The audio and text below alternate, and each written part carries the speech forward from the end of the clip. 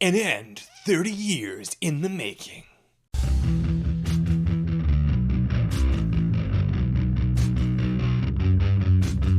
Hello and welcome to my channel. In this video, we are going to be talking about The Navigator's Children by Tad Williams, as well as the Last King of Osten Ard series a little bit as well. It's always kind of hard doing a review of the last book in a series. However, I did get New York for it, so I'm obligated to do a review. Got New York via NetGalley, and I was very excited because I'd been meaning to get to this series, and it really did not let me down. This does involve The Heart of What Was Lost, which is sort of the bridge prequel, which was okay. It was good setup, but not my favorite. The Witchwood Crown, which was a very excellent start to the main series.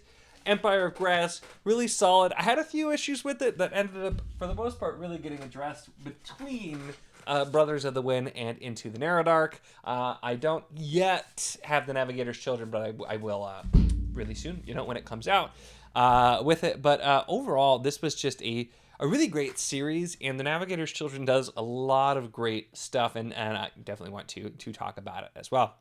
So, if you're not aware, I'll talk briefly about Last King of Osten Ard, the series, about what it is, and a little bit more about these books, and then we'll also talk a bit more about The Navigator's Children. This will be spoiler-free for The Navigator's Children because it's again, not out yet, and I'm going to try and keep this pretty light on for the rest of it, too, just to give you an idea of this and the fact if you should check it out. So Last King of Osten Ard, as mentioned, is the follow-up, of course not actually a trilogy, it's Tad Williams, you gotta have a final book that's really long, gets split, so quadrilogy then, but plus the two novellas, and it is a follow-up to the phenomenal Memory, Sorrow, and Thorn. I still technically have it as a trilogy, technically, but also that went long, and this is taking place about 30 years afterwards, and it's you can definitely say that A Song of Ice and Fire was kind of in response to Memory of Sorrow and Thorn. In fact, there are a lot of parallels, especially in the first book there with it as well, kind of going a different, darker, grittier route. And I've heard it said too, I don't know how accurate this is, I guess, because I haven't seen it, but I've heard people say that this is kind of meant to be a response then back as well to it, where this is going a little bit darker and grittier. Although Memory of Sorrow and Thorn was a little darker than I think people realize sometimes as well. So, hey, there is that.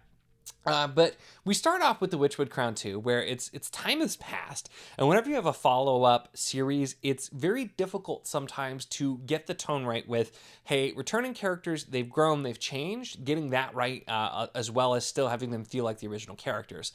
And that's the first thing that really just stood out, is immediately with The Witchwood Crown, immediately I felt like I was back on Osten Ard. I felt like these are the characters that I know, these are the characters that I love, and it really made sense. And we have a lot of recurring characters, obviously it's been 30 years, so we don't have all recurring characters, some are no longer around, but we have a lot of characters coming back here, and then we're setting up quite a lot, big stakes, as well as a ton going on. It still has the Tad Williams flair for having all kinds of different things going on, jokes about all the backstory and the names and whatnot, characters who will be like, oh my gosh, you're explaining so much, get to the point, just all the little self-referential kind of meta humor that was in Memory, Sorrow, and Thorn you still get here, so it really has that feel, though it is, a touch darker at points. Now, I will say, there are most certainly some storylines that it took deeper into the series to really feel like, what are we doing here? Because there's a lot happening.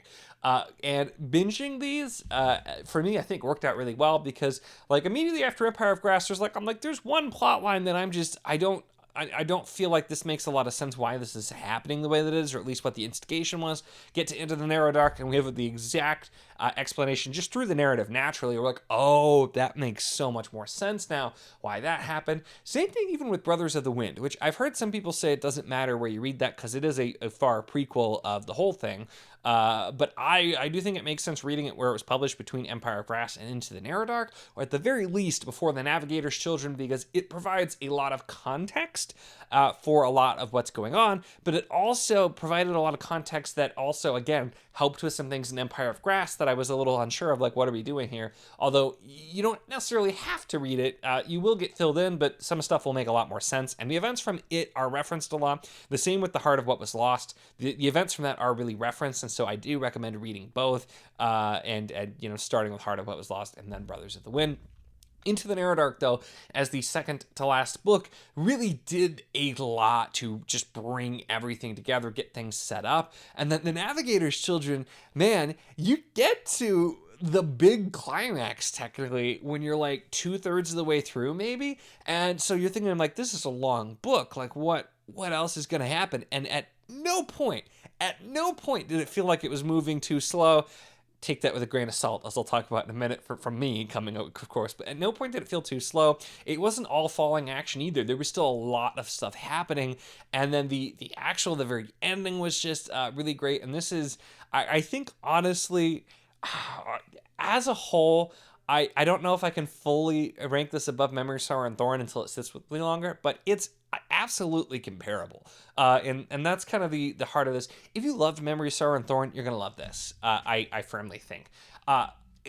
Memory, Sorrow, and Thorn is a series that is one of my favorites. It's very, very high on my all-time favorite lists. I absolutely loved it, but it's one that people do have some complaints about. I have a Why You Should Read video for that you could check out if you want to know more about that. But it's one of those series where some people find it too slow, or don't like some of the things or the characters in that way. And if you really didn't care for that series, you're not really going to care for this, because it's very, very comparable in it. And so there's a few things that I have minor complaints of with the series and these books, but overall it's just something that I just really, really loved. It gave me the same kind of feeling. I had a lot of really, really great times here, and just was great. So let's talk a little bit more about The Navigator's Children, the book itself, the one that just came out that I was lucky enough to get an e-arc of, because this is a quite long book. I don't think, so the ebook for the e-arc is like 1,300 pages. I don't think the physical is going to be that long, because it didn't at least feel that long. And I don't think the ebook pages is going to match up, but it's a long one. And like I said, there is a lot happening. I think as a final book, especially for such a big, grand, epic series like this, it really delivers on pretty much everything that I could have wanted. It brings so many things together. Like I said, despite the fact that the climax really, the big climax really feels like it happens when you're like 2/3 of the way through, I still absolutely felt like there was so much more to go, and the build up there was so much. But it worked really, really well. And I think there's a lot of misdirections, and there are things as you're getting here that you find out, some of them into the Narrow, some of them here, where things that were brought up from the beginning, or like that were specific things, you're like, oh, that's really what this was. And Tad Williams is kind of good at having those bits of misdirection. And there was very specifically something from the very first book that you find out into the Narrow what it actually was, or like, oh, is this all along? Sometimes it's specifically it's just you see something and you don't know, and he doesn't explain it yet. Sometimes it's characters that aren't sure, but there's a lot of those little things where it's not really necessarily what you expect. Things are going differently, and so the reveals, there's some stuff, it feels earned. It gives you these answers, these big things happening from these other books, and you're kind of seeing everything come to fruition, not always the way that you expected, but in very, very satisfying ways. And so as the final book in the series for this, it stands really, really well. Also, with just kind of having, again, the same feel, what you expect from Tad Williams, there's a lot of stuff, other things happening that are wrapped up in strong ways. And it's, for this though, because with Two Green Angel Tower, it does feel like it wraps up just kind of suddenly, and this did not. So I think in that way, the pacing is probably better in this book, although I still loved Green Angel Tower so much, so it's hard for me to complain about it, but it felt like that worked really well. Now, really, my only minor complaints, which is somewhat this book, somewhat the whole series, is there is one villain who just felt a little bit too mustache twirly for me at points, because they were very just villain for the sake of villainy, and like it made sense. And I think some of the parts, the way they were handled, were really good. Other parts I'm like was just a little bit over the top, and that plays as well. There's a specific plot line that does happen, and it's been there very subtly throughout the series, but it happens a little suddenly at the same time, especially if you weren't paying attention. But it's one of those things where I'm like, I wondered if we were going that way. But it felt a little too close to something that happened in the original trilogy for my taste, and felt like it was just kind of like, did we really need this to do it? So that was kind of my one complaint. I get why it was done, but there are a couple things here where we did a couple couple of things I probably wouldn't have done, and yet it wasn't enough for me to hamper my enjoyment at all, or for me to be like, I don't really like that.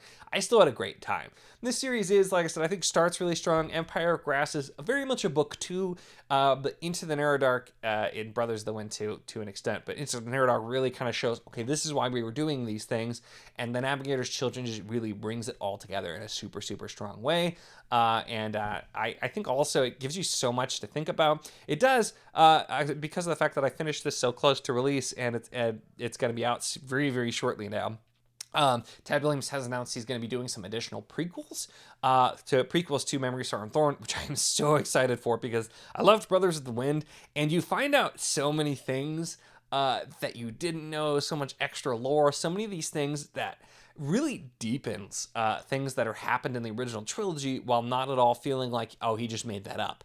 That's the biggest thing, because you get a lot of stuff revealed in this series, and especially in the last book, and at no point does it feel like this does not fit the canon. It fits so well, and that's another thing that you really, really need in a follow-up series.